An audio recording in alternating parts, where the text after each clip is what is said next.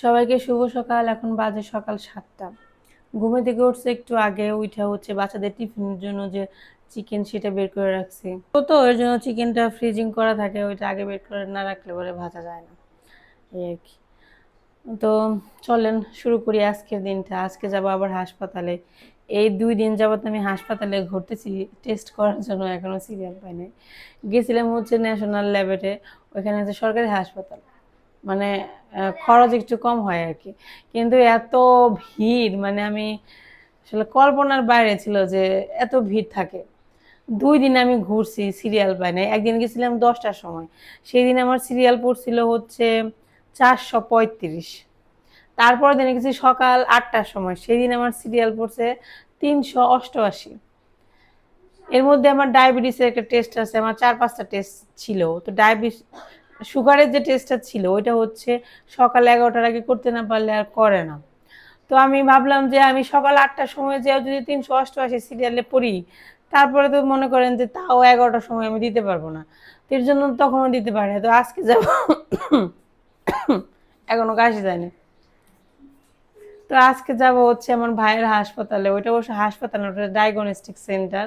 ওইখানেও টেস্ট করানো যায়, ইচ্ছা করলে ডাক্তারও দেখানো যায়। তো ভাবতেছি ওইখানেই যাই, ওইখানে গেলে আর এত ভিড় টিড় হবে না, হয়তো একটু খরচ বেশি হবে।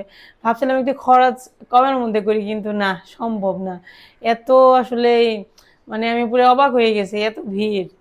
মানে আপনি যদি সকাল ৫টার সময় এখানে হাসপাতালে বাইরে লাইন ধরেন, তাহলে আপনি টোকেনটা তাড়াতাড়ি নিতে পারবেন, আপনার সিরিয়ালটা আগে পড়বে, এরকম একটা ব্যাপার, এই আর কি। তো যাবো হাসপাতালের জন্য, ঈশানা সারাকে প্রথমে স্কুলে দিব, স্কুলে দিয়ে তারপর আমার ভাই হাসপাতালে যাবো টেস্ট করতে। তো এখন হচ্ছে বাচ্চাদের জন্য সকালের খাবার করব। সকালের খাবার বলতে দেখেন সারা বাবার কাজ দেখেন কি করছে, ডিমগুলো পলিথিনের ভিতরে রয়েছে, কালকে আনছে, আমি খেয়াল করি নাই, সময়ও হয় নাই। ডিম ভাজি করবো একটা। তারা মোটামুটি রেডি স্কুলে যাওয়ার জন্য। তো গতকালকে রাতে অনেকগুলো ভাত বেশি হয়েছে, দেখেন অনেকগুলো পান্তা ভাত। তো এইগুলো হচ্ছে খাওয়াবো বাচ্চাদেরকে, ঈশানার সারাকে। ডিম ভাজি করব, পেঁয়াজ কেটে রাখছি। তো পেঁয়াজ কেটে রাখছি, ডিম ভাজি করি। পান্তা ভাতে ডিম ভাজি দিয়ে ঈশানা সারা খাইতে পারে, এই জন্য পান্তা ভাত থাকলে আমার ওইরকম কোনো মানে সমস্যা হয় না খাবার নিয়ে, সকালের খাবার নিয়ে। আর গরমকালে পান্তা ভাত তো সর্বশ্রেষ্ঠ খাবার। পান্তা ভাত খেলে পেট ঠান্ডা থাকে, মন ঠান্ডা থাকে, সবই ঠান্ডা থাকে। একটা ডিমই করবো, কারণ সকালবেলা তো ওরা আসলে খুব একটা খাইতে চায় না। স্কুলে পাঠাইলে অত খাওয়ানোর প্রয়োজন হয় না, বেশি খাওয়ালে দেখা যায় যে স্কুলে যাওয়ার পর একটু প্রবলেম হয়, অনেক সময় ওয়াশরুম টোয়াশরুম আসার একটা প্রবলেম থাকে। তার জন্য হালকা পাতলায় খাওয়াই দিই, টিফিন দিই ভালো করে। আর আমি তো না খেয়ে থাকবো আজকে, আমার তো ডায়াবেটিস টেস্ট করাইতে হবে, মানে সুগারের টেস্ট করাবো। তারপর হচ্ছে একটা ওষুধ নিব পার্মানেন্টলি সবসময় খাওয়ার জন্য।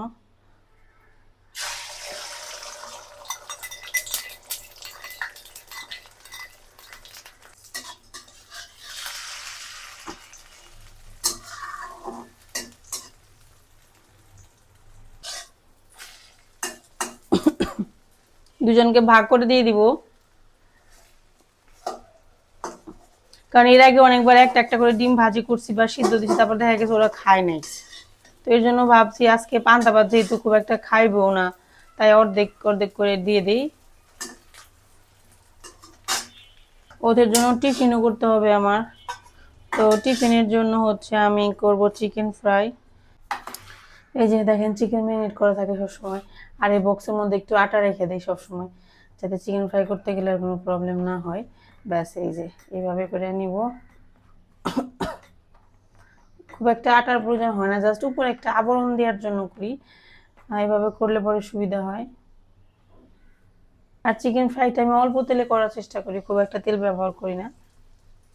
অল্প তেলে করলে পরে যে একটা অয়েলি অয়েলি ভাব ওইটা থাকে না আর কি।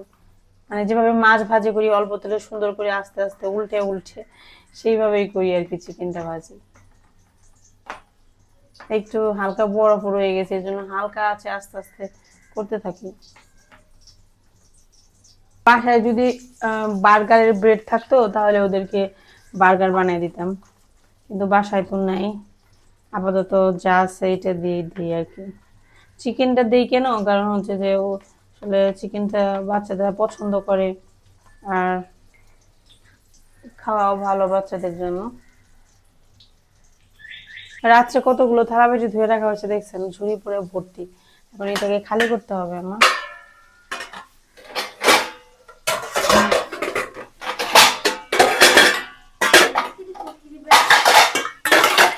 চিকেন দিব, চিকেন চিকেন।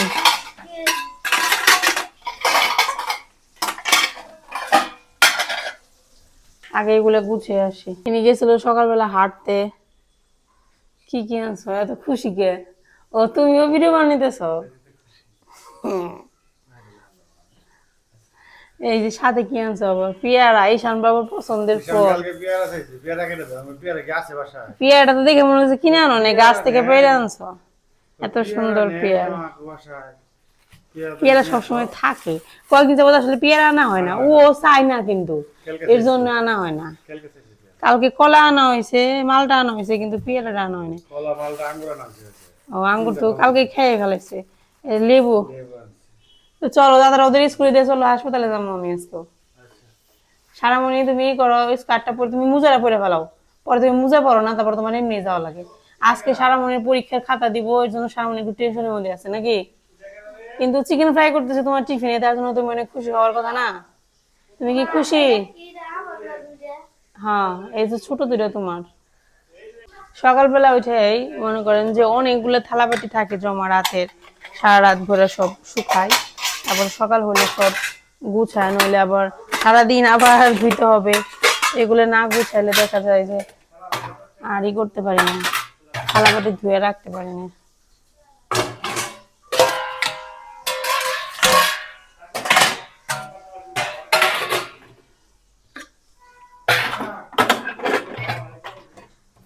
এটা হচ্ছে আস্তে আস্তে উল্টে দিই, একদম হালকা আছে, এটা ভাজতে থাকবো অনেক সময় নিয়ে, কারণ এটা ভিতরে বরফ আছে। আর কম তেলে ফ্রাই করলে একটু সময় নিয়ে ফ্রাই করতে হয়, কারণ দেখা যায় সিদ্ধ হইতে অনেকটাই টাইম নেয়।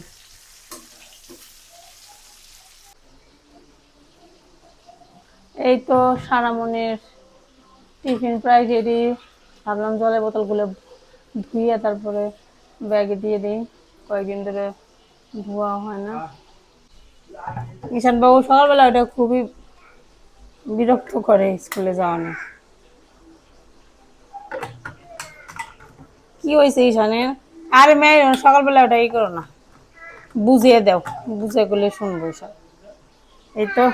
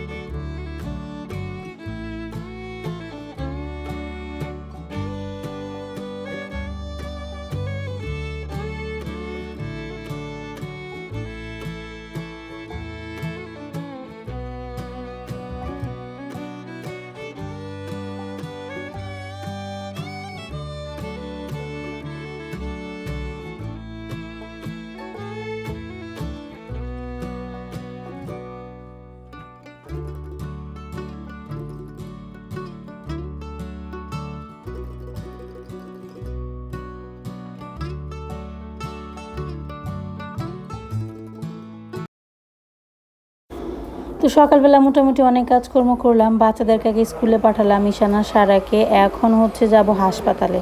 তো আপনাদের সাথে তো শেয়ার করছি যে কয়েকদিন আগে আমি গিয়েছিলাম হাসপাতালে, তখন হচ্ছে টেস্ট দিছিল অনেকগুলা, কিন্তু করতে পারিনি।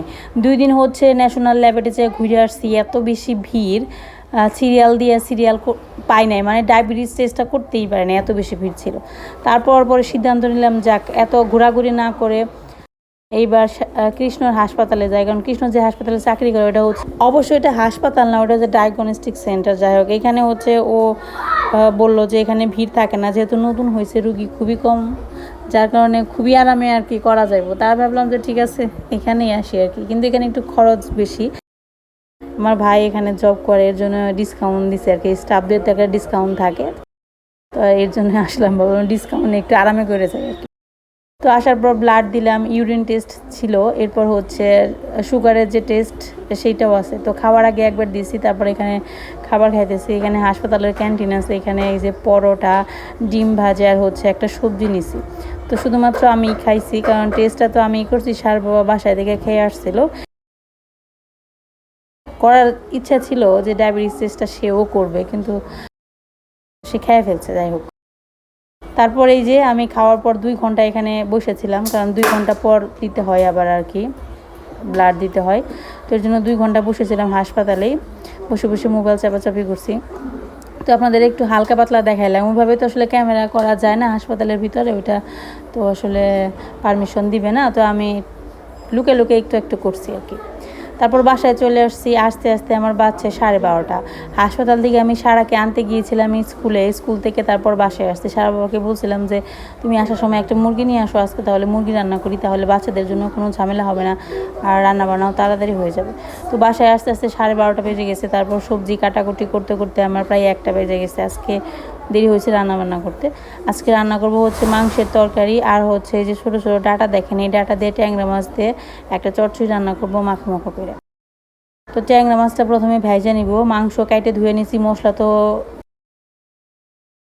ফ্রিজে সবসময় কড়াই থাকে, এজন্য মাংস রান্না করতে সুবিধা হয় আর কি। তো এখানে প্রথমে ট্যাংরা মাছটা ভেজে এর মধ্যে হচ্ছে আমি ট্যাংরা মাছটা ভেজে তুলে নেব। ভাবছিলাম একবার ট্যাংরা মাছের মধ্যেই দিয়ে, তারপর ভাবলাম যে না, ট্যাংরা মাছটা গলে যাবে, এর জন্য ভেজে তুলে নিয়েছি। তারপর হচ্ছে এই যে একটু ছোটো ছোটো আলু কুচি কুচি করে কেটে দিছি, আলু আর ডাটা দিয়ে রান্না করব। তবে আজকে রান্নাটা একটু লবণ বেশি হয়েছিল, যার কারণে আমি তো লবণ বেশি খাবার একদমই খাইতে পারিনি, আমার নিজের কাছে আগে খারাপ লাগছে। এখানে আরেকটা ব্যাপার হয়েছে, ব্যাপারটা হচ্ছে যে আমি তো ওদের জন্য তাড়াহুড়া করতেছি, রান্না বান্না করব। এইদিকে আবার দিদি দেখি ওই বাসা থেকে 1 বক্স ভর্তি করে ফ্রাইড রাইস পাঠাইছে। তো এই সানাসার খাবারের কোনো ভেজাল ছিল না, এর জন্য আমি আস্তে আস্তে রান্না করছি আর কি, তাড়াহুড়া করি না, যেহেতু ওদের খাবারের কোনো সমস্যা নাই। আমরা তো একদিন একটু আধা ঘন্টা দেরি করে খাইলেও কোনো সমস্যা হবে না, এর জন্য আর কি নিশ্চিন্তে আস্তে আস্তে রান্না করতে পারছি। রান্না করতেছি, বাইরে নামছে প্রচুর পরিমাণে বৃষ্টি। আর এই যে দেখেন অর্চিডের জবা গাছের কি অবস্থা দেখেন। আজকে সকালবেলায় দেখছি জবা গাছে 5টা ফুল ফুটছে, ফুলগুলো সব বৃষ্টিতে নিচে মানে কি হয়ে গেছে, নিচের দিকে হেলে গেছে, এতটা পরিমাণে বৃষ্টি হইতেছে। সকাল দিকে এসে রান্না করে ঢুকছি, কারণ রান্না বান্না করে জানি আস্তে আস্তে আমার 12:30 বেজে গেছে। হাসপাতালে গেছিলাম, সারাকে নিয়ে আসছি স্কুল থেকে, সব মিলে অনেকটাই দেরি হয়েছে, এই জন্য রান্না করতে গেছি আর কি। তারপর রান্না করতে গেছি আর সাথে সাথে নামছে বৃষ্টি। আপনাদের একটা সুন্দর জিনিস দেখায়, জিনিসটা হচ্ছে এই গাছে আজকে সকালবেলা একটা ফুল ফুটছিল, কিন্তু সেই ফুলটা পড়ে গেছে বৃষ্টিতে। আর দেখেন এই যে এখানে একটা নীলকণ্ঠ ফুল গাছ আছে, নীলকণ্ঠ, যেটা দেখছেন কত সুন্দর বৃষ্টি। আজকে আমি স্নানও করতে পারিনি, অলরেডি 1টা বেজে গেছে, আজকে দেরি হলো স্নান করতে।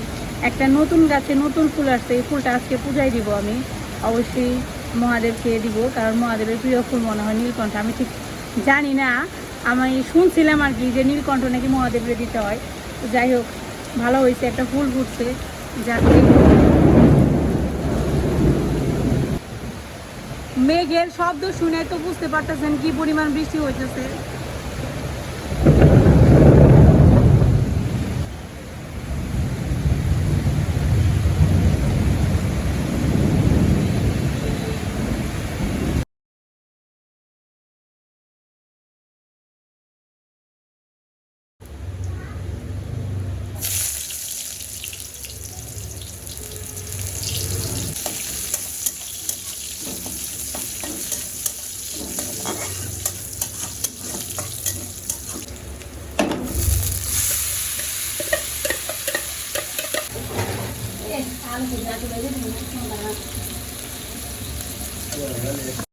মাংসটা চুলাই দিয়ে সারা বাবার উপর দায়িত্ব দিয়ে গিয়েছিলাম যে তুমি মাংসটা দেখো একটু কষাইয়া, যদি আমি না আসতে পারি স্নান দান করে, তাহলে তুমি জলটা দিয়ে দিও।